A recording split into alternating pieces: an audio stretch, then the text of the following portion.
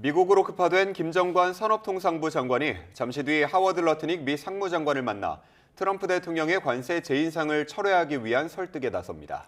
여한구 통상교섭본부장도 워싱턴 DC를 찾아 미국 무역대표부 대표를 만나 총력전을 펼칠 계획입니다. 워싱턴 연결합니다. 홍상희 특파원. 김정관 장관이 본격적으로 미국 측과 협의에 나섰는데요. 러트닉 장관과의 회담을 앞두고 있죠. 네, 지금 이곳 시각은 오후 3시 40분을 넘어섰는데요. 현재 한국 취재진들이 미 상무부 청사 앞에 나가 있는데 김정관 장관과 하워드 러트닉 장관의 회담은 아직 시작이 되지 않았습니다. 민감한 상황인 만큼 우리 정부도 오늘 김정관 장관의 동선에 대해 공개하지 않고 있습니다만 잠시 뒤 회동이 시작될 것으로 보입니다. 캐나다 출장 일정을 소화하고 어젯밤 워싱턴 DC에 도착한 김정관 장관은 이미 러트닉 장관과 대화를 나눴다며 한국 내 입법 진행 상황에 대해 불만을 가진 걸로 파악하고 있다고 말했는데요. 지난해 관세 협상에서 대화 상대인 러트닉 상무장관과는 이미 모든 이슈를 터놓고 이야기할 수 있는 사이가 됐다면서 이번 회동에서도 미국 측에 오해를 풀고 차분하게 임하겠다고 말했습니다. 김정관 장관이 오늘 회동에서 강조할 내용은 두 가지입니다. 먼저 한국 정부가 지난해 무역 협상에서 약속한 3,500억 달러, 약 505조 원 규모의 대미 투자 계획에는 변함이 없다는 점, 또 우리 국회의 입법 상황과 절차에 대해 설명해 미국의 오해를 풀겠다는 겁니다. 어젯밤 발언을 다시 들어보시겠습니다. 러트닉 상무장관도 그런 생각들을 하고 있어서 우리 국내 입법 진행 상황에 대해서 오해가 없도록 잘 설명하고 한국 정부가 미국과의 협력 투자 관련해서는 어떤 확고의 변화라든지 그런 건 없기 때문에 그런 부분 내용들을 충실하게 잘 설명을 하려고 합니다. 네, 또 미국 측이 만약 정보통신망법 개정안과 국회에서 발의된 온라인 플랫폼법 등 비관세 장벽과 쿠팡 사태에 대해 불만을 제기할 경우엔 쿠팡의 대규모 개인정보 유출 사태를 충분히 설명해 설득에 나서겠다고 말했습니다.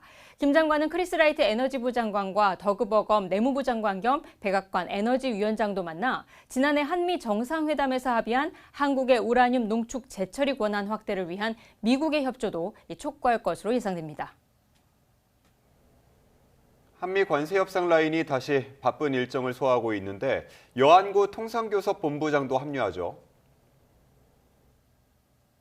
네, 여한구 본부장은 이곳 시간으로 오늘 밤 10시 반쯤 워싱턴 DC 레이건 공항을 통해서 입국할 예정입니다. 트럼프발 25% 관세 인상 발표에 대응해 우리 정부의 관세 협상 라인이자 통상 투톱이 모두 출동하게 되는 겁니다. 이 여 본부장은 출발 직전에 이번 방미 목표에 대해 합리적 해결책을 찾겠다라는 말을 했습니다. 여 본부장은 내일 대화 상대인 제이미슨 그리어 미 무역대표부 대표와 만나서 미국 정부와 의회 상황을 파악하고 또 관세 인상 발표가 철회될 수 있도록 해결 방안을 협의할 계획입니다. 또 한국 국회 정치 상황을 잘 설명하고 디지털 규제 등 통상 현안에 대해서도 논의하기로 했습니다. 관세 협상 라인이 다시 워싱턴에서 협의에 나서면서 이 트럼프발 관세 인상 사태가 이번 주말 상황 전환을 위한 기회이자 도전이 될 전망입니다. 네, 트럼프 대통령이 관세를 더 부과할 수 있다는 발언을 했다고요? 오늘 백악관에서 주재한 내각회의에서 언급한 내용입니다. 우리나라를 딱 지목하지는 않았지만 지금까지 자신이 부과한 관세가 사실 매우 관대했다면서 지금보다 더 높아질 수 있다라는 말을 했습니다. 이 발언 들어보시겠습니다. The tariffs could be much steeper. We've been actually very nice about it. But even being nice about it, we've taken in hundreds of billions of dollars. And honestly, they've given us tremendous national security. 관세를 포함한 무역 협상을 타결했어도 다시 관세를 올릴 수 있다라는 의미로 풀이되는데요. 트럼프 대통령은 앞서 SNS에 올린 글에서도 자신이 펜을 휘두르기만 해도 관세로 수십억 달러가 미국으로 더 들어올 거라고 말하기도 했습니다. 최근 그린란드 병합을 추진하면서 유럽연합의회가 미국과의 무역 합의 승인을 보류했고요. 한국의 대미 투자 이행이 느리다며 관세 재인상을 발표한 것과 무관치 않은 발언으로 보입니다. 트럼프 대통령은 또 연방대법원의 관세 소송에 대한 최종 판결을 앞두고 이 소송을 제기한 사람들은 중국 중심적이라고 비난하고 수천억 달러의 관세 수입과 국가 안보를 가져다준 관세를 돌려주고 싶지 않다고 강조하기도 했습니다. 지금까지 워싱턴에서 전해드렸습니다. 관세 불확실성이 커지는 가운데 시가총액 3위 현대차가 지난해 실적을 발표했습니다. 사상 최대 매출을 기록했지만 미국 관세 여파에 영업이익은 20% 가까이 감소했습니다. 관세 비용만 4조, 기아와 합치면 7조가 넘는 것으로 조사됐는데 추가 협상 결과에 따라 희비가 갈릴 것으로 보입니다. 오동건 기자입니다. 지난해 4월부터 이어진 미국 자동차 관세가 국내 완성차 업체 1위, 현대차 실적에 발목을 잡았습니다. 현대차의 지난해 매출은 전년 대비 6.3% 증가한 186조 2천억 원으로 사상 최대를 기록했습니다.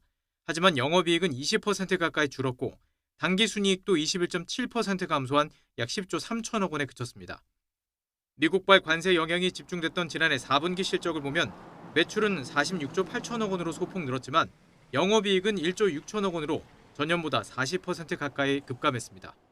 사상 최대 4분기 매출 기록에도 관세 영향, 주요 시장에서의 판매 경쟁 심화로 인한 인센티브 증가 등 비우호적인 경영 환경이 당사 손익에 부정적인 영향을 미치면서 관세 비용만 현대차는 지난해 4조 1,100억 원을 부담했고 기아까지 합치면 7조 2천억 원에 이릅니다.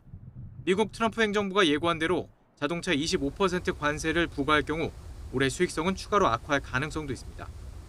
다만 최근 현대차는 CES 2026에서 공개한 휴머노이드 아틀라스가 시장의 주목을 받으며 주가가 반등해 시총 3위 자리를 차지하는 등 신사업에 대한 기대감이 커지고 있습니다. CES도 발표했던 것처럼 휴머노이드 메타플랜트의 POC는 연말부터 POC는 신기술을 실제 사업에 적용하기 전 개념과 가능성을 검증하는 절차로 현대차는 지난해 말부터 생산 현장에서의 휴머노이드 활용 가능성 검증에 들어갔습니다.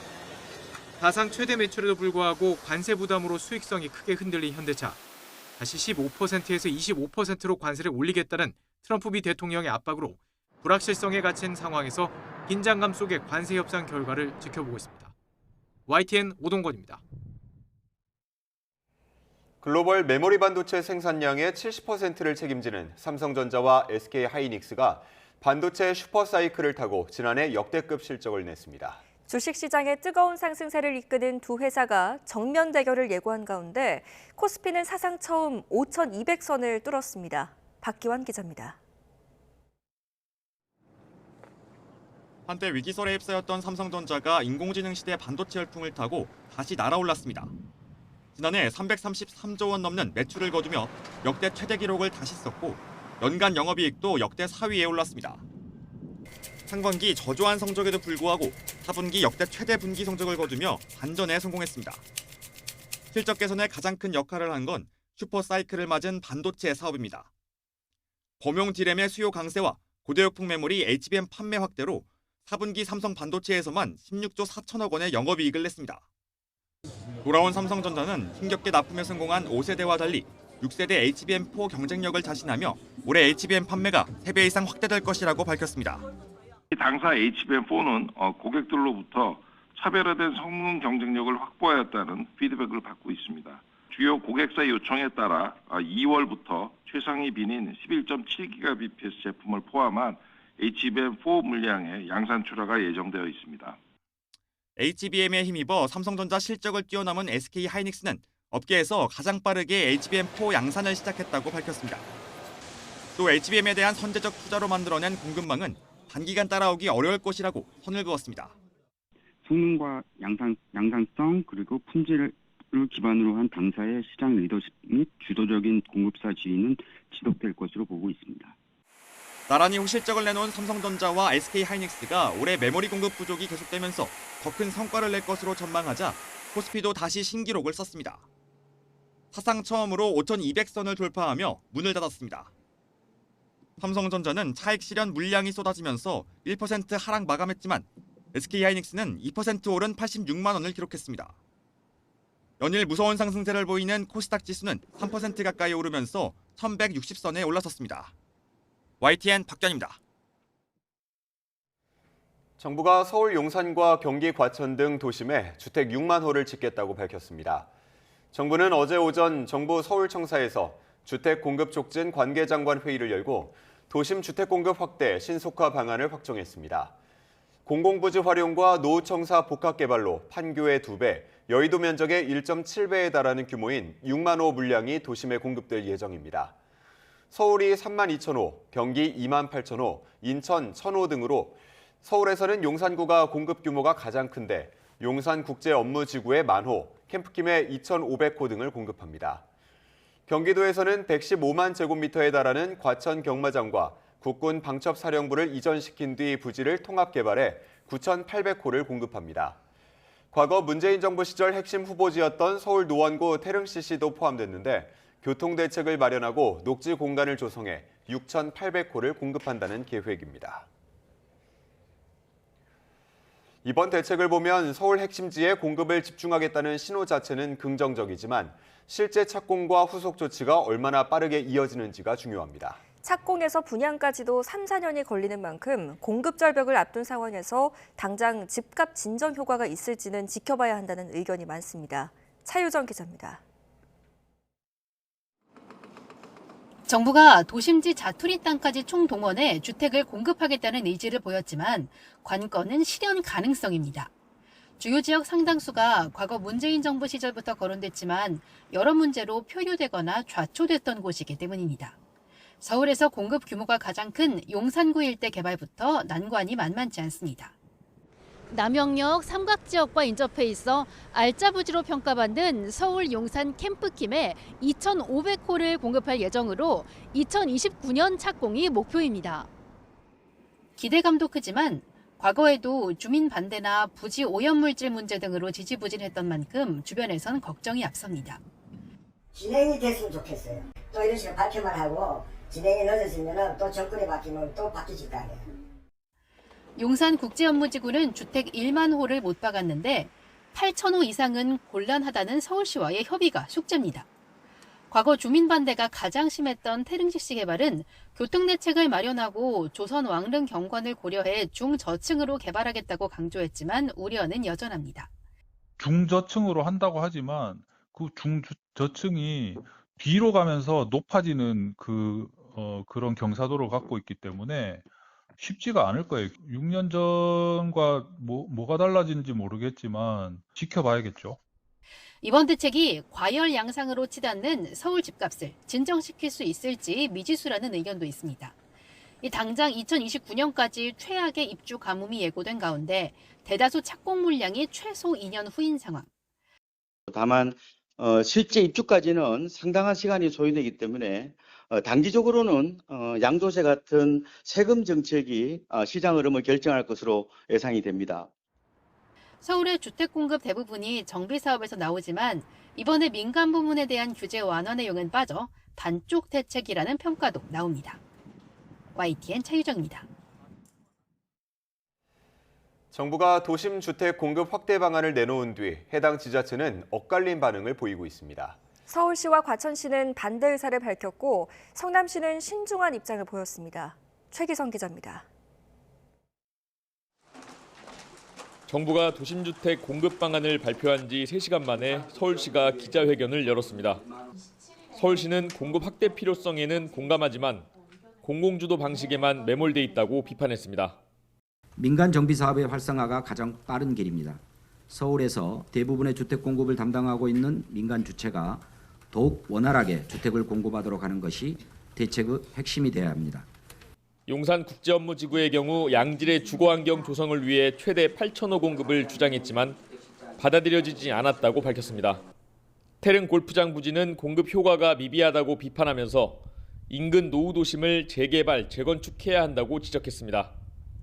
경마장 등을 이전해 부지를 확보한 뒤 주택을 공급하겠다는 정부안에 대해 과천시는 수용하기 어렵다며 반발했습니다. 신계용 과천시장은 과천시의 주택 규모는 이미 한계를 넘어섰다면서 도로, 교통, 상하수도 등 도시 기반 시설 수용 여건이 이미 한계에 이른 상황이라고 말했습니다. 현재 과천 지역에선 과천지식 정보타운, 과천지구, 주암지구, 가련지구 등 4개 공공주택지구 개발이 이뤄지고 있습니다. 판교 테크노밸리와 성남시청이 인접한 곳에 주택을 공급하는 계획과 관련해 성남시는 찬반 여부를 언급하지 않았습니다. 성남시는 향후 공공주택 사업 추진 시 국토부와 협의해 성남시 참여 방안을 검토할 예정이라며 협의 필요성만 강조했습니다. 남양주시는 예비 타당성 조사 면제로 개발 사업이 1년 정도 빨라질 거라며 반겼고, 고양시는 2015년부터 추진해온 현안 사업이라며 환영한다고 밝혔습니다. YTN 최기성입니다. 서울 아파트값 상승폭이 3주 연속 커졌습니다. 한국부동산원이 1월 넷째 주 전국 주간 아파트 가격 동향을 조사한 결과 서울 아파트값은 0.31% 상승하며 14주 만에 최고 상승률을 기록했습니다. 서울 아파트값 상승세는 지난 2월 첫째 주부터 51주 연속 이어지고 있는데요.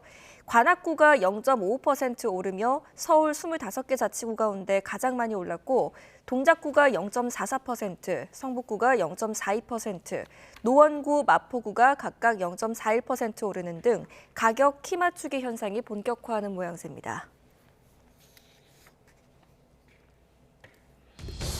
경제 한 줄 뉴스입니다. SK하이닉스가 인공지능 인프라 투자 확대로 메모리 수요가 빠르게 늘면서 올해 하반기 재고 부족 현상이 더 심화할 것으로 전망했습니다. 국민성장펀드 1호 투자처로 전남 신한우이 해상풍력 발전 사업이 선정됐습니다. 정부가 전국 민간 공항 주변 지역의 소음 피해를 줄이기 위해 소음 부담금 할증 시간대를 심야에서 저녁, 새벽으로 넓힙니다. 한국공인중개사협회를 법정단체로 전환하는 내용을 담은 공인중개사법 개정안이 국회 본회의를 통과했습니다. 국토교통부가 볼보 자동차 코리아, GS 글로벌 등에서 수입해 판매한 11개 차종 55,178대에서 제작 결함이 발견돼 자발적 시정 조치를 한다고 밝혔습니다. 지금까지 경제 한 줄 뉴스였습니다. 국민의힘 한동훈 전 대표의 제명 징계가 최종 확정됐습니다. 국민의힘은 어제 최고위원회의를 열어 당 중앙윤리위원회가 제명 처분을 내린 지 16일 만에 한 전 대표에 대한 징계를 의결했습니다.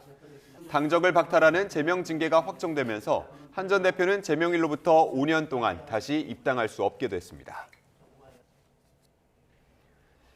짧은 정치 인생에서 최대 위기를 맞게 된 한동훈 전 국민의힘 대표는 본인을 제명해도 좋은 정치의 열망을 꺾을 수는 없다고 반발했습니다. 반드시 돌아온다고 지지자들도 달래는데 무소속 출마 등 다양한 가능성이 제기됩니다.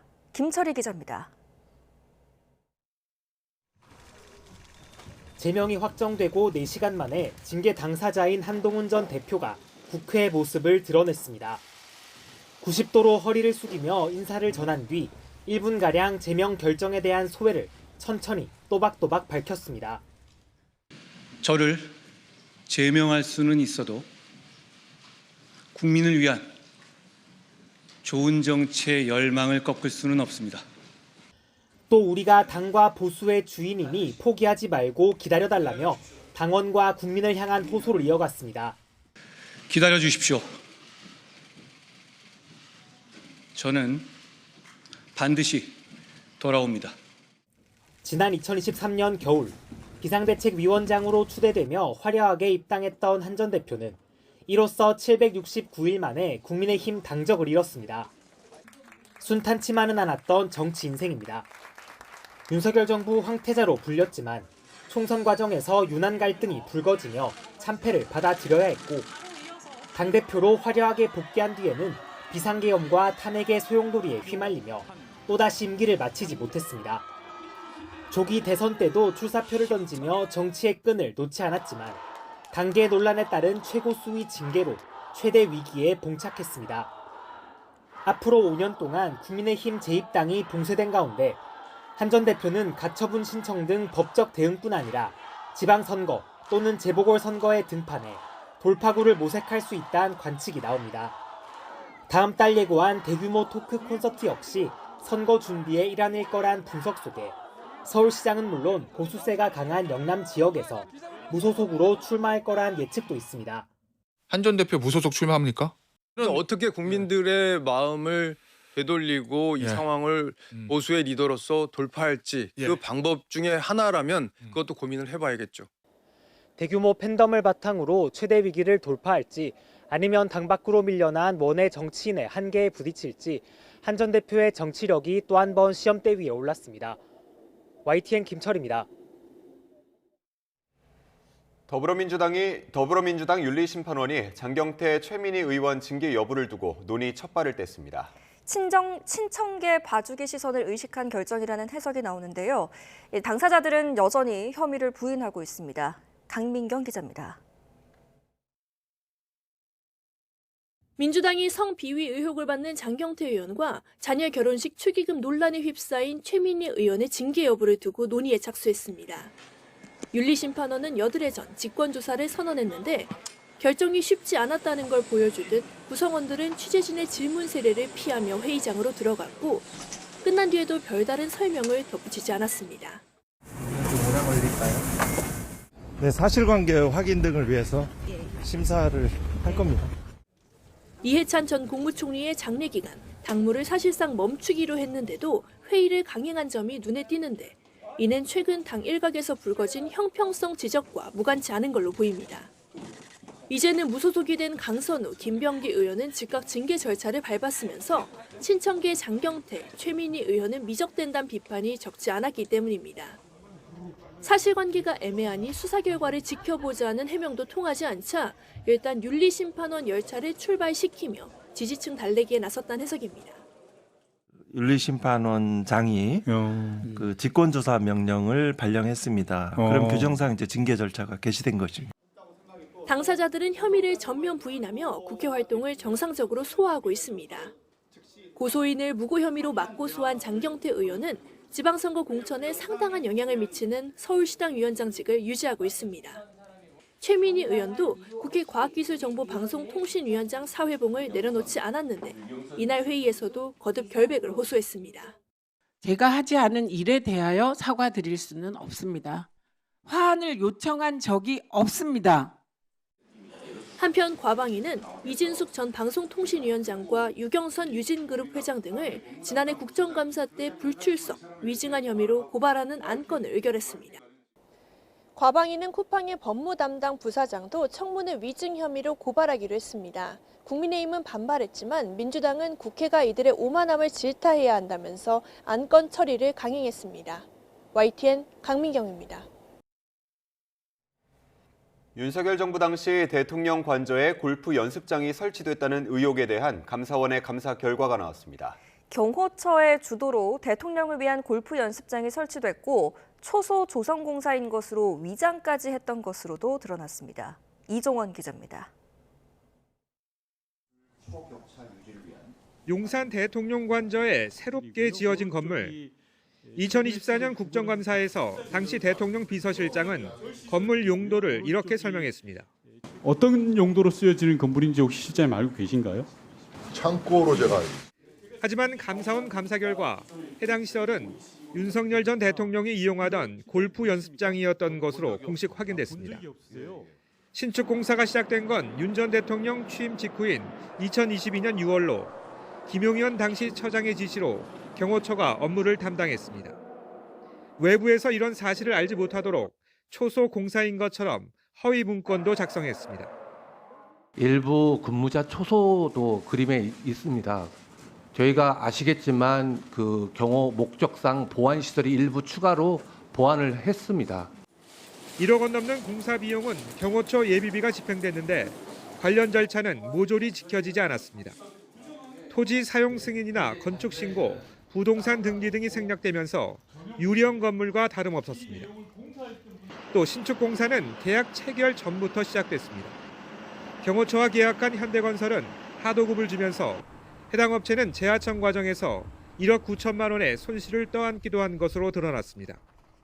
감사원은 모두 11건의 위법 부당 사항을 확인해 관련 기관에 통보했다고 밝혔습니다. YTN 이종원입니다.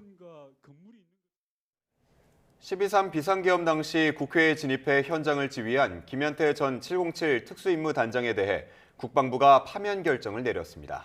파면 대상에는 선관위 봉쇄 임무에 관여한 혐의를 받는 정보사 소속 대령 3명도 포함됐습니다. 김문경 기자입니다. 12.3 비상계엄 당시 국회에 진입한 육군 특전사 707 특수임무단 대원들, 이곳저곳에서 민간인과 충돌을 빚는 장면이 실시간으로 전해지며 국민적 충격을 안겼습니다. 당시 논란이 확산하자 김현태 707 단장이 특수임무요원의 금기를 깨고 기자회견을 자청했습니다. 12시, 12시 반 사이였던 것 같습니다. 들어가서 꺼낼 수 있겠냐 하고 전화 오고 지금 국회의원들 모이고 있는데 150명 되면 안 된다. 뭐 이런 뉘앙스로 말한 거는 그 시간이었던 것 같습니다. 김 전 단장은 그러나 탄핵 심판 등에서 국회의원이나 끌어내라는 말을 들은 적이 없다고 말을 바꾸기도 했습니다. 국방부는 김 전 대령 등 당시 계엄에 관여한 대령 4명을 모두 파면하는 징계를 내렸습니다. 선관위 봉쇄 임무에 관여한 혐의를 받는 고동희 전 계획처장 등 정보사 소속 대령 3명도 포함됐습니다. 현재 이들은 징계와는 별도로 내란 중요 임무 종사 혐의로 불구속 상태에서 재판을 받고 있습니다. 국방부는 12.3 내란 사건과 관련해 불구속 기소된 대령 4명에 대해 법령 준수 의무 위반, 성실 의무 위반 등으로 중징계 처분했습니다. 이런 가운데 내란 외환죄 수사권을 국군 방첩사에서 군사경찰로 넘기는 군사법원법 개정안이 국회 본회의를 통과했습니다. 국방부는 내란 외환을 신속히 청산해 우리 군을 정상화하는 데 도움이 될 것으로 기대된다고 밝혔습니다. YTN 김문경입니다. 김건희 씨의 주가 조작 혐의에 대해 무죄를 선고한 1심 재판부가 정범이 아닌 방조범으로서 혐의가 인정되더라도 공소시효가 끝나 면소 판결이 이루어졌을 것이라고 판단했습니다. 서울중앙지방법원 형사합의 27부는 지난 28일 선고된 김건희 씨의 자본시장법 위반 등 혐의 사건 1심 판결문에서 이같이 밝혔습니다. 재판부는 김 씨가 2010년 10월부터 2011년 1월 사이 블랙펄 인베스트먼트에 자신의 계좌를 맡긴 행위가 주가 조작 방조에 해당한다고 판단하더라도 김 씨가 방조 범행을 추가로 이어갔다고 볼 정황이 없어 공소시효는 2011년 1월부터 기산해야 한다고 봤습니다. 특검이 추산한 김 씨의 부당이득 규모인 8억여 원에 해당하는 공소시효는 10년인데 여기에 따르면 김 씨의 공소시효는 이미 2021년에 만료됐다는 겁니다. 김건희 씨가 1심에서 특검의 구형량보다 낮은 징역 1년 8개월을 선고받으면서 파장이 커지고 있습니다. 특검과 김건희 씨 양측은 항소를 예고하고 있습니다. 안동준 기자입니다. 180일간 김건희 씨를 수사한 민중기 특별검사팀의 첫 성적표는 징역 1년 8개월이었습니다. 재판부가 대부분 혐의를 무죄로 판단하며 징역 15년이라는 특검의 구형량을 한참 밑도는 선고가 나왔습니다. 특히 도이치모터스 주가 조작 사건과 여론조사 무상수수 사건은 여지와 의심에 그치며 입증까지 나아가지 못했습니다. 피고인은 미필적으로나마 자신의 자금이나 주식이 시세 조정 행위에 동원될 수 있음을 인식하면서도 이를 용인하였다고 볼 여지가 없지 않습니다. 일각에선 특검 수사가 안일했다는 지적이 나옵니다.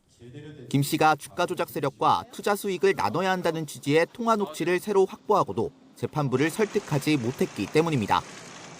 반면 재판부의 판단을 이해할 수 없다는 반응도 있습니다.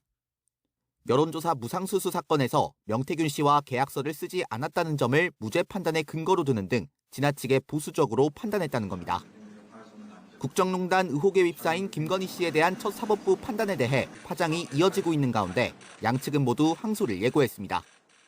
재판부의 무죄 판단을 뒤집어야 하는 특검은 판결문을 검토하며 전략을 고심하고 있습니다. YTN 안동준입니다. 비례대표 국회의원 의석을 할당받기 위해 얻어야 할 최소 기준을 규정한 공직선거법 조항에 대해 헌재가 7대2 위헌 결정을 내렸습니다. 7명의 재판관은 이 조항이 소수 정당의 이중의 장벽으로 작용하며 거대 양당 중심의 정치 질서를 심화하고 있다고 지적했습니다. 신규혜 기자입니다. 헌법재판소가 비례대표 국회의원 의석 할당을 위한 최소 득표율과 지역구 의석 기준을 설정해둔 공직선거법 조항이 위헌이라고 결정했습니다. 현행 공직선거법 189조 1항은 특정 정당이 비례대표 의석을 얻으려면 최소한 전체 득표의 3% 또는 지역구 선거에서 5석 이상을 얻어야 한다고 규정합니다. 7명의 재판관은 이 규정이 소수 정당의 이중의 장벽으로 작용하고 있다고 지적했습니다. 저지 조항이 군소 정당의 난립을 방지하기보다는 새로운 정치 세력의 원내 진입을 차단하고 거대 정당의 세력만 강화시키는 역할을 한다고 볼 수 있습니다. 지역구 국회의원 선거는 소선거구, 다수대표제 등 이미 거대 정당에 유리하도록 설계되어 있고, 그러면서 비례대표 의원의 전체 숫자가 적은 만큼 해당 조항을 폐지하더라도 원내에 소수 정당이 난립하게 되는 혼란은 없을 거라고 내다봤습니다. 원래 심판 대상이 된 조항은 3% 비율 부분만이었는데 헌재는 비율 기준을 없애고 의석 기준을 놔두는 것도 비현실적이라며 두 기준 모두 위헌으로 판단했습니다. 다만 정영식, 조한창 재판관은 반대 의견을 냈습니다. 일정 수준 이상의 정치적 지지 획득 여부에 따라 정당을 차별하는 것은 허용될 수 있습니다. 또한 이러한 저지 조항은 극단주의 세력이 일정한 수준 이상의 지지율을 획득할 때까지 의회에 진출하는 것을 어느 정도 방지하는 효과도 있습니다. 여기에 대해 김상환 소장, 정정미 재판관은 3% 저지선은 세종시 유권자 수의 2배에 이르는 국민의 의견을 무효로 만드는 거라며 오히려 최저 기준을 없애 소수당을 제도권으로 편입하면 정치 급진화를 막을 수 있을 거라고 보충 의견을 냈습니다. 이번 위헌 결정으로 공직선거법 189조 1항은 즉시 효력을 상실하게 됐습니다.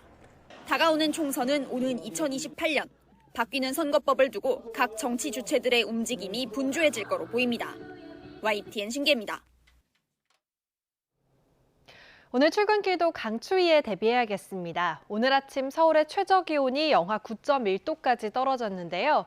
한낮에는 최고 기온도 영하 2도에 그치면서 예년 기온을 5도가량 밑돌겠습니다. 이번 한파는 주말 이후에 서서히 누그러질 것으로 전망됩니다. 차고 건조한 바람이 불면서 대기는 더욱 메말라가고 있습니다. 건조특보가 또 확대 강화됐습니다. 특히 동해안과 영남 동부 지역에는 건조경보가 내려져 있는데 바람도 강하겠습니다. 산불이 나지 않도록 각별히 주의하셔야겠습니다.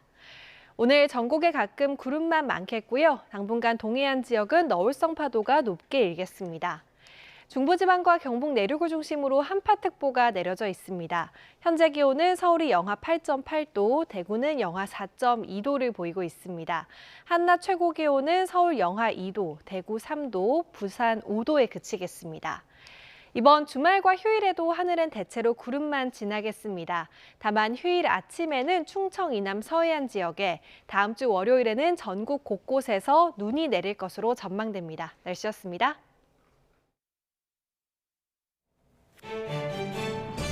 국민의힘이 당원 게시판 사태를 이유로 한동훈 전 대표를 최종 제명했습니다.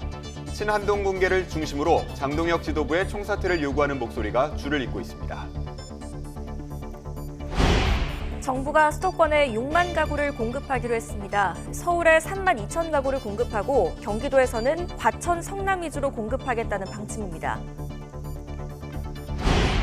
삼성전자와 SK하이닉스가 반도체 슈퍼사이클을 타고 지난해 역대급 실적을 냈습니다. 두 회사가 HBM4 정면 대결을 예고한 가운데 코스피는 사상 처음 5,200선을 뚫었습니다. 트럼프 미국 대통령이 관세 인상을 경고한 것에 대해 김정관 산업통상부 장관이 오늘 미 상무장관을 만나 설득합니다. 여한고 통상교섭본부장은 미 무역대표부 대표를 만나 교섭을 시도합니다. 재헌절이 18년 만에 다시 빨간 날이 됩니다. 여야는 모처럼 손을 맞잡고 반도체 특별법 등 민생 법안 90여 건을 처리했습니다. 임성재 기자입니다. 2차 종합특검법을 두고 필리버스터로 대치했던 여야가 약 2주 만에 본회의장에서 만났습니다. 늘 으르렁대던 것과 달리 이번엔 미리 합의한 비쟁점 민생법안 90여 건을 합심해 처리했습니다. 먼저 재헌절을 공휴일로 재지정하는 공휴일법 개정안이 본회의 문턱을 넘었습니다. 이로써 2008년 이후 18년 만에 7월 17일은 다시 빨간 날이 됐습니다. 헌법 제정의 정신이 우리 사회에 더 넓게 확산되기를 기대하는 마음으로 함께 축하드립시다. 여야는 국가 핵심 기반인 반도체 산업을 대폭 지원하는 특별법안도 처리했습니다. 전력 용수 도로망 등 기반시설 확충과 보조금 지원, 예비타당성 면제 등 전폭 지원할 수 있는 근거를 마련했습니다. 반도체 업계 연구개발 인력은 주 52시간제 예외로 하자는 핵심 쟁점은 이번 법안에서 일단 빠졌습니다. 여야 간에 이견이 있어 치열한 논의를 거듭하였으나 우리나라 반도체 산업을 시급하게 지원해야 한다는 공감대 하에 필리버스터 제대로법이다, 소수야당 발언권 말살법이다, 이견이 팽팽하던 국회법 개정안도 합의 처리됐습니다. 무제한 토론 사회권을 국회의장이 지정하는 상임위원장까지 확대하는 내용이 골자입니다.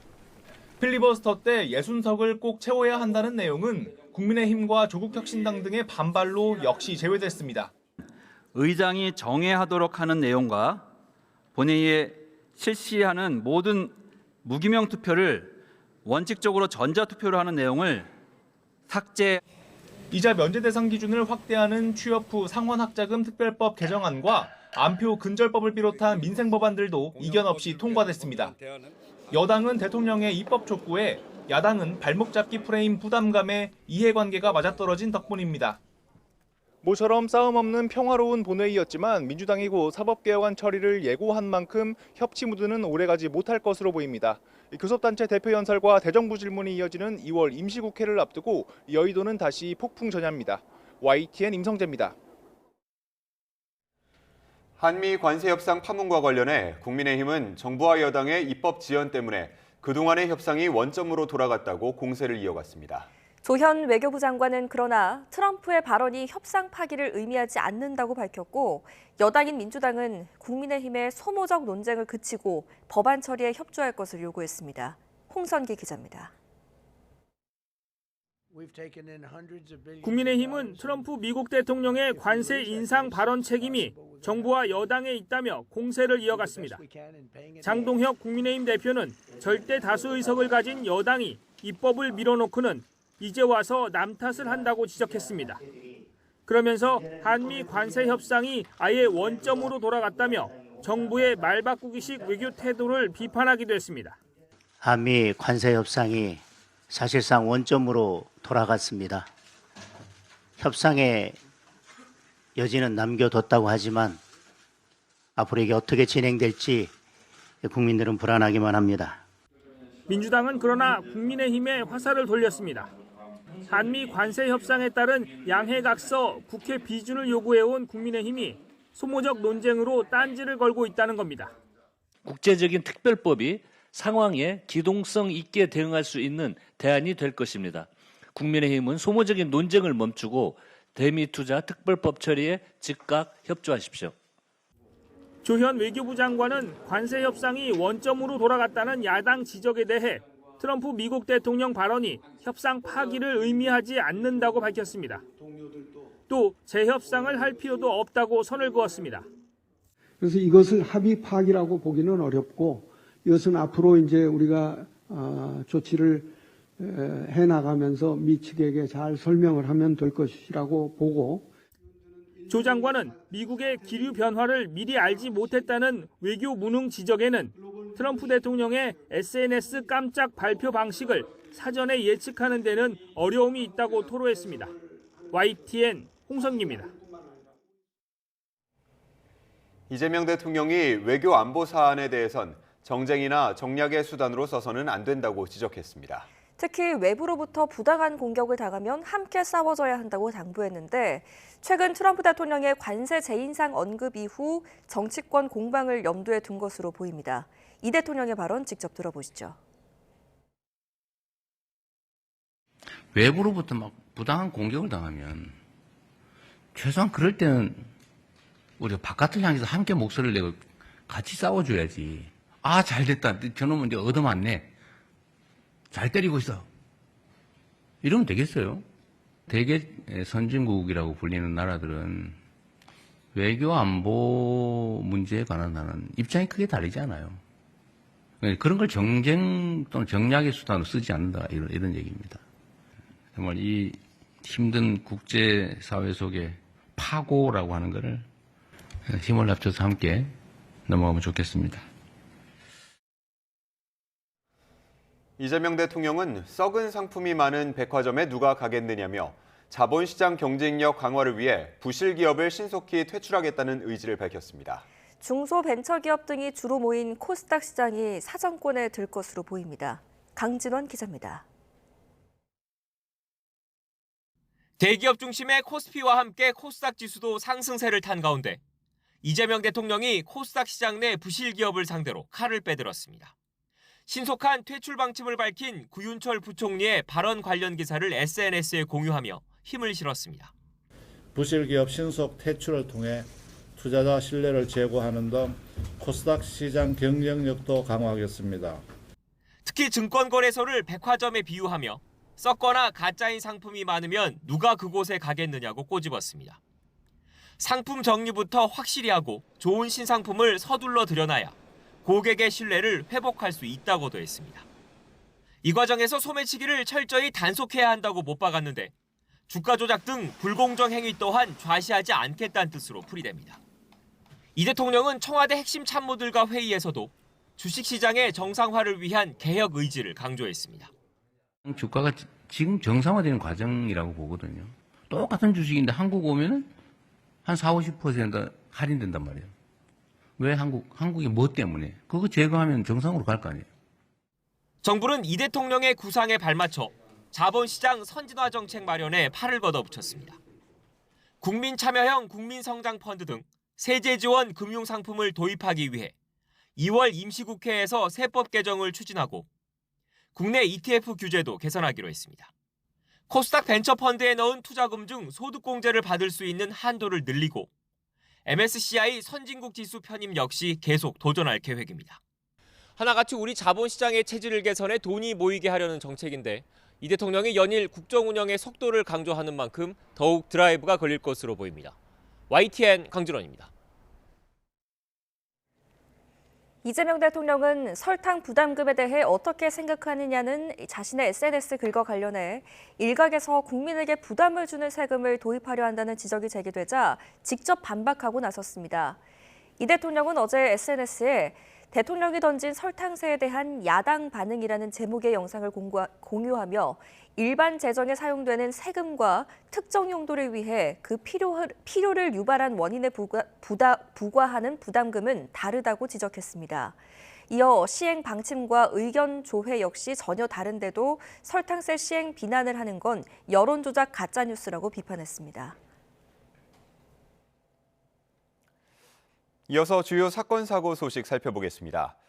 네 번째 경찰에 출석한 김경 전 서울시 의원이 2023년 강서구청장 보궐선거 공천로비 의혹 등과 관련해 16시간 동안 조사를 받았습니다.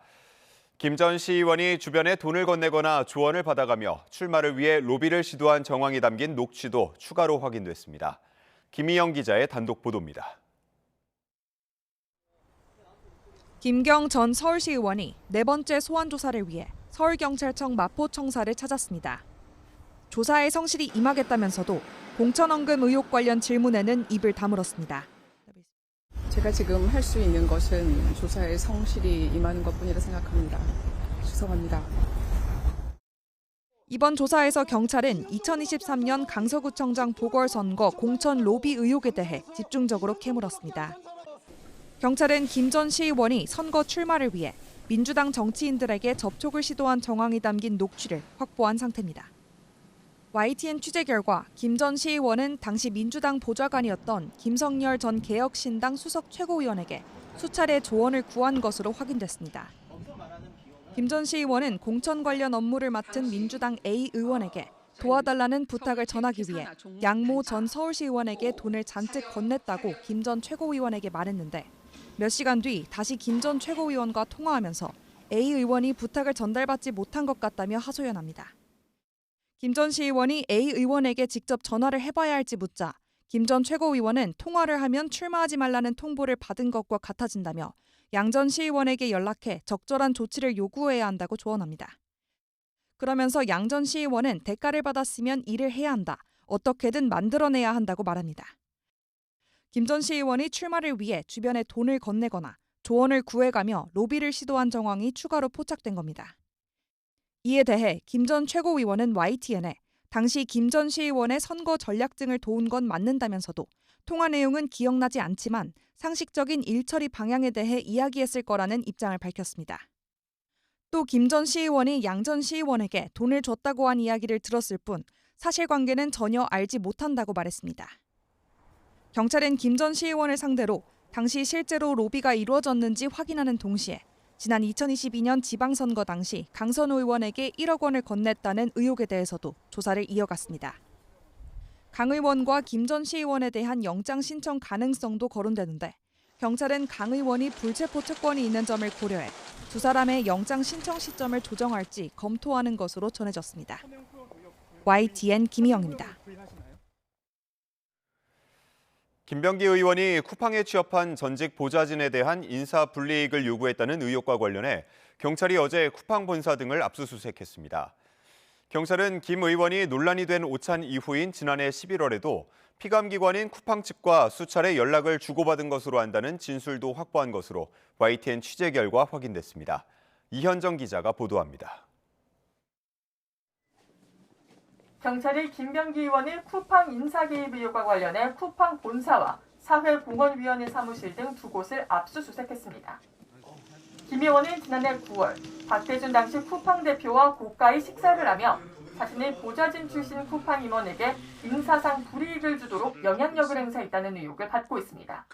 YTN이 입수한 녹음 파일을 들어보면 박 전 대표는 지난해 11월 김 의원이 전 보좌진 A씨와 통화하며 앞서 김 의원으로부터 모종의 부탁을 받았다는 점을 사실상 인정했습니다. 김병기 의원이 뭘 보여주고 나가 외면했어. 안 봤어. 내가 알 이유가 없는 것 같다라고 해서 자료 같은 거 난 전혀 안 봤어. 당시 김 의원이 박 전 대표에게 보여준 건 A씨 등 전 보좌진의 텔레그램 비밀 대화방 캡처였던 것으로 전해졌습니다. 박 전 대표는 당시 통화에서 김 의원 제안을 거절했다고 강조했는데 이미 A씨는 지난해 10월 2달 안에 상하이 지사로 이동하라는 통보를 받은 상태였습니다. 내가 그런 얘기 들었다고 당신한테 불이익 주고 싶은 생각도 없거든. 늘 중립적이고 여전히 여기에 하나도 끼고 싶지 않거든. 또 쿠팡에 취업했던 김 의원의 또 다른 전직 보좌진 B씨도 비슷한 시기 회의 등 업무에서 배제되다가 갑작스럽게 해고 통지를 받은 것으로 파악됐습니다. 김 의원과 박 전 대표가 식사한 지 한 달여 만에 전 보좌진 2명이 인사 조치된 겁니다. 그런데 이 같은 의혹을 수사하는 경찰이 김병기 의원과 박 전 대표가 지난해 11월에도 종종 전화를 주고받은 것으로 안다는 진술을 확보한 것으로 확인됐습니다. 이때는 김범석 의장의 반복된 국정감사 불출석과 노동자 과로사 등 문제로 쿠팡에 대한 비판이 커지던 시기였습니다. 집권 여당 원내대표였던 김병기 의원, 피감기관인 쿠팡 대표를 직접 만난 건 물론 이후에도 연락을 주고받았다는 겁니다. 김병기 의원은 앞서 박 전 대표와의 오찬은 공개된 일정이었고 당시 쿠팡이 지나친 대관 업무에 대해 주의를 줬다고 해명했습니다. 하지만 이후에도 쿠팡 측과 연락한 게 맞는지 등 YTN 취재진의 추가 질의에는 아무런 답변을 하지 않았습니다. YTN 이현정입니다. 쿠팡의 대규모 개인정보 유출 의혹과 관련해 헤럴드 로저스 쿠팡 한국법인 임시대표가 오늘 경찰에 출석해 조사를 받습니다. 서울경찰청 쿠팡 TF는 오늘 오후 2시 로저스 대표를 소환해 조사할 계획입니다. 경찰은 로저스 대표를 상대로 쿠팡이 고객 정보 유출을 자체 조사하는 과정에서 증거인멸 정황이 있었는지 등을 캐물을 것으로 보입니다. 앞서 로저스 대표는 지난해 12월에 열린 국회 쿠팡 청문회 직후 출국했고 경찰의 2차례 소환 요청에 출석하지 않았습니다.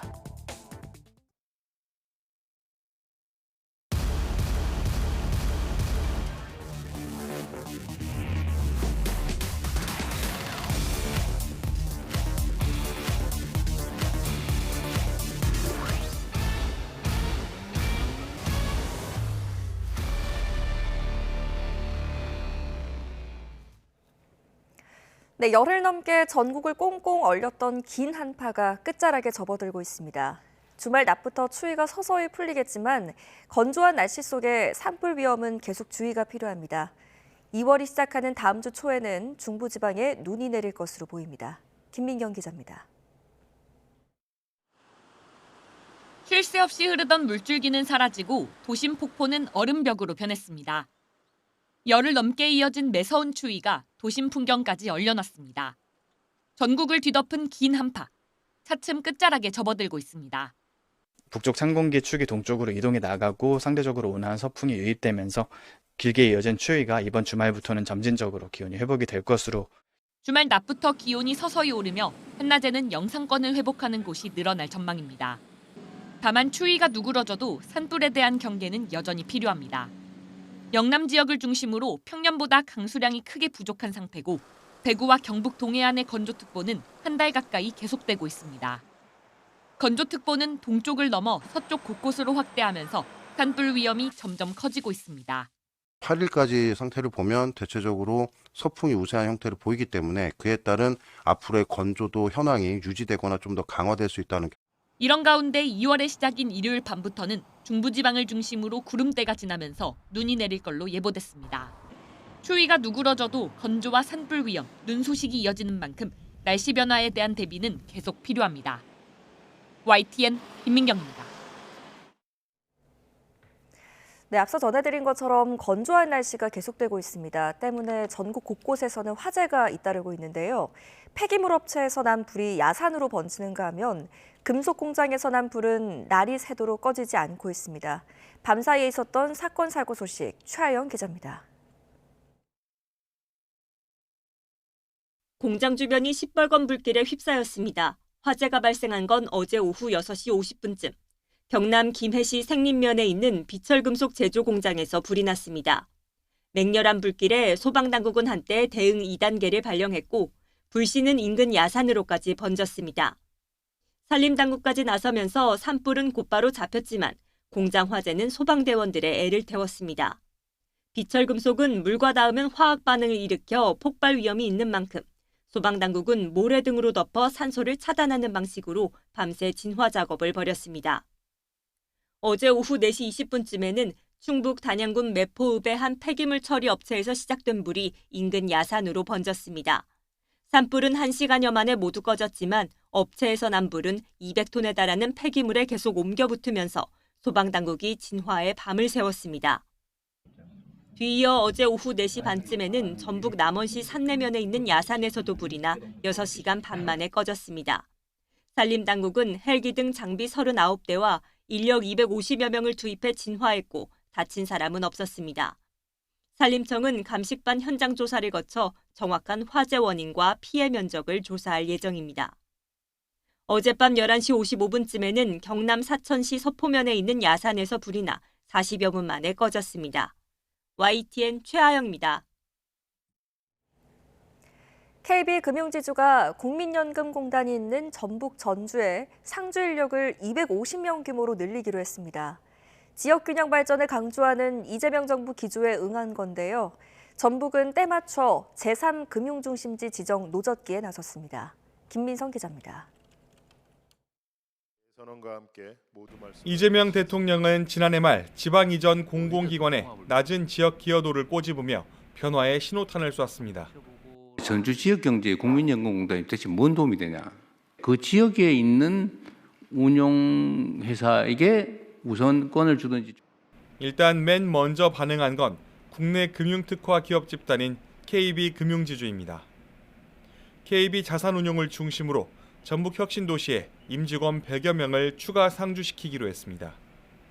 기존에는 약 150명이 근무 중이었고 그중 상당수는 보험 영업 인력이었습니다. KB금융은 KB금융타운을 단순 정보 전달 등을 위한 조직이 아닌 그룹 주요 계열사의 전문성과 운용 역량을 결집한 핵심 네트워크 허브로 육성. 이 대통령은 SNS에 이제서야 지방 이전 효과가 조금씩 나타나기 시작하느냐며 KB금융그룹에 감사의 뜻을 표했습니다. 얼마 전 자산운용사들을 불러 모은 김성주 국민연금공단 이사장 역시 다른 국내외 자산운용사들의 결단도 기대하겠다고 거들었습니다. 전주로 이전한 지 어느덧 11년 된 국민연금공단. 지역에선 뚜렷한 낙수 효과는커녕 서울 재이전 우려를 낳으며 곱지 않은 시선을 받아왔습니다. 변화기류 속에 전북자치도는 서울과 부산에 이은 제3금융중심지 지정 신청서를 금융위원회에 제출했습니다. KB가 이제 첫 발을 띈 거고 이제 서로 이제 각 자산운용 관련 기관들이 조금씩 이제 변화가 있지 않을까 저희는 그렇게 생각하고.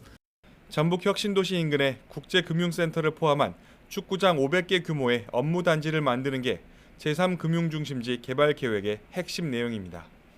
그간 애증의 대상이던 국민연금공단이 앞으로 금융사들을 불러 모으는 구심점 노릇을 할지 전북 지역민들의 관심이 높아지고 있습니다.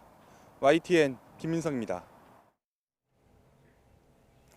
제주에서 재생에너지로 키운 아리백 감귤이 국내에서 처음 출시됐습니다. 태양광 발전을 활용해 농업 분야에서도 탄소 중립을 위한 노력이 본격화하고 있습니다. 보도에 고재형 기자입니다. 시설하우스 안에서 감귤나무가 탐스러운 열매를 맺었습니다. 이 귤은 필요한 전력을 100% 재생에너지로 충당한 이른바 아리백 감귤입니다. 제주도 농업기술원은 두개동에서 실증 재배했고 올해 400kg을 처음 수확했습니다. 이번 실증에서 눈에 띄는 건 시설하우스에 부착하는 필름형 태양광입니다. 필름형 태양광 모듈은 별도의 설치 공간이 필요가 없고 그다음에 유연한 구조이기 때문에 하우스 곳간부에도 설치가 용이한 그런 장점이 있습니다. 태양광 발전으로 얻어진 전기를 히트펌프로 난방에 사용합니다. 에너지 저장 장치를 통해 날씨에 따라 발전량이 들쭉날쭉한 태양광의 한계도 극복했습니다. 제주도는 필름형 태양광을 개량하고 태양광 시설이 설치된 농가 2곳을 선정해 우선 보급할 계획입니다. 아리백 감귤 확대는 자가 발전을 통한 농가 소득으로 이어지고 탄소 중립에도 이바지할 것으로 기대를 모으고 있습니다. 전기를 직접 생산해서 하게 되게 되면 농가 소득이 더 커지게 되는 효과가 있게 될 것 같습니다. 그게 가장 큰 것이고요. 농업 분야에서의 탄소 중립이 이루어지게 되는 이런 부분이 큰 성과가 아닌가 싶습니다. 달걀과 우유에 이어 감귤까지 아리백 인증을 받으면서 제주 지역 1차 산업의 탄소 중립 달성에도 속도가 붙을 전망입니다. YTN 고재영입니다. 우크라이나에 영하 30도가 넘는 혹한이 찾아온 가운데 트럼프 대통령이 러시아에 당분간 공습 중단을 요청했다고 밝혔습니다. 다음 주 아랍에미리트에서 재개되는 종전 협상을 앞두고 유럽연합은 러시아에 대한 추가 제재로 압박 강도를 높였습니다. 권중기 기자의 보도입니다. 트럼프 미국 대통령이 푸틴 러시아 대통령에게 일주일간 우크라이나에 대한 공격을 자제해 줄 것을 요청했다고 밝혔습니다. 영하 30도의 혹한을 겪는 동안 폭격을 멈춰달라고 부탁했고 푸틴이 받아들였다는 겁니다. They said they've never experienced cold like that. And I personally asked President Putin not to fire into Kiev and the various towns for a week, and he agreed to do that. 이런 가운데 트럼프 대통령의 특사인 스티브 위코프는 다음 주 종전 협상 재개를 예고했습니다. 아랍에미리트에서 미국과 러시아, 우크라이나가 마주 앉아 마지막 쟁점인 영토 문제에 대한 논의에 들어갈 거라고 설명했습니다. The talks will continue in about a week, but lots of good things happening between the counterparties discussing the land deal. 푸틴 대통령은 종전 협상을 앞두고 중재국인 아랍에미리트 대통령과 회담을 갖고 지원에 감사를 표시했습니다. 크렘린궁은 하지만 돈바스 지역 전체를 갖겠다는 입장에는 변화가 없음을 시사했습니다. Там будут согласовываться непосредственно до дня встречи, до воскресенья будут модальности согласовываться, что, собственно, по сути это ничего не изменит. 유럽연합은 러시아가 여전히 협상에 진지하지 않다며 압박 강도를 높였습니다. 러시아를 자금 세탁 위험국으로 지정하는 한편 20차 제재 패키지를 논의하며 추가 돈줄 제기에 나섰습니다. YTN 권중기입니다. 미국을 대표하는 7대 기술주 매그니피센트 7 중 4개 기업이 실적을 발표했는데 주가에서 희비가 엇갈리고 있습니다.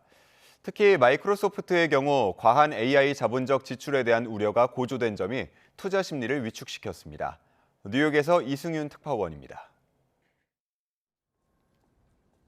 뉴욕 증시에서 S&P 500과 나스닥 지수는 7대 빅테크 매그니피센트 7 기업들의 인공지능 관련 지출 우려로 하락 마감했습니다. 마이크로소프트와 테슬라, 메타의 실적 발표 이후 과도한 AI 관련 자본적 지출에 대한 우려가 고조된 점이 투자 심리를 위축시켰습니다.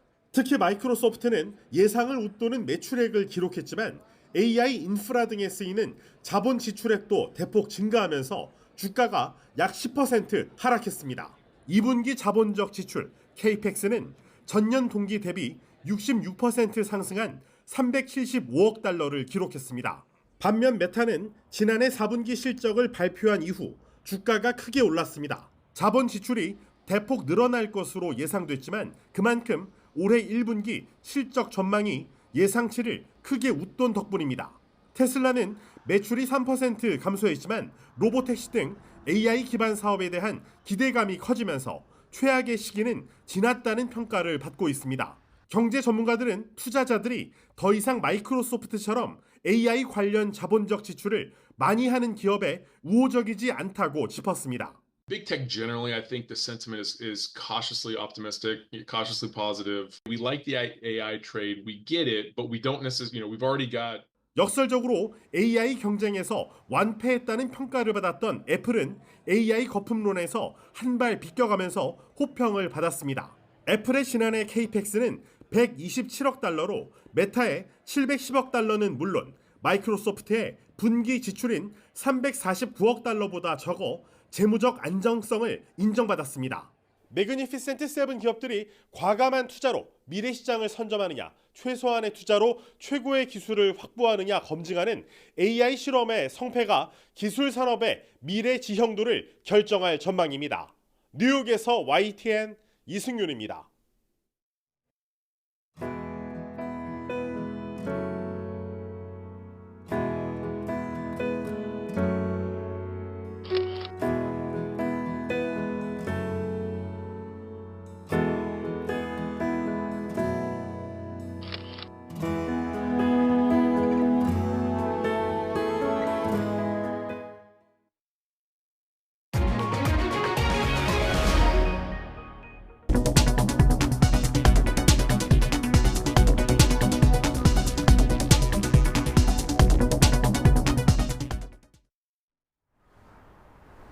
오늘도 강추위에 대비 잘하셔야겠습니다. 이 시각 서울의 기온이 영하 9도까지 떨어져 있고요.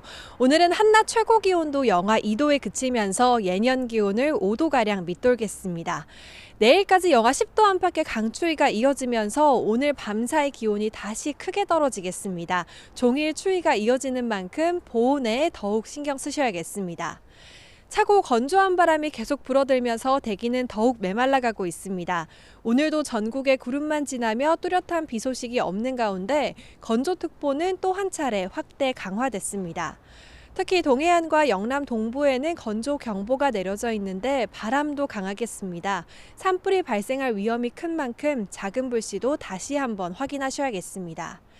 중부지방과 경북 내륙을 중심으로 한파특보가 내려져 있습니다. 현재 기온은 서울이 영하 9도 등 중부지방은 영하 10도 안팎이고요. 남부지방은 영하 5도 안팎으로 떨어져 있습니다. 한낮 기온은 서울이 영하 2도, 광주 2도, 부산은 5도에 그치면서 종일 춥겠습니다. 이번 주말과 휴일에도 하늘엔 대체로 구름만 지나겠습니다. 다만 휴일 아침에는 충청 이남 서해안에, 다음 주 월요일에는 전국 곳곳에 눈이 내릴 전망입니다. 주말 사이 뚜렷한 눈비 소식이 없어서 대기는 계속 건조하겠습니다. 주말에 야외 활동하실 때는 산불이 발생하지 않도록 작은 불씨도 다시 한번 확인하셔야겠습니다. 지금까지 YTN 이혜민입니다. 뉴스타트 3부 잠시 뒤에 계속됩니다.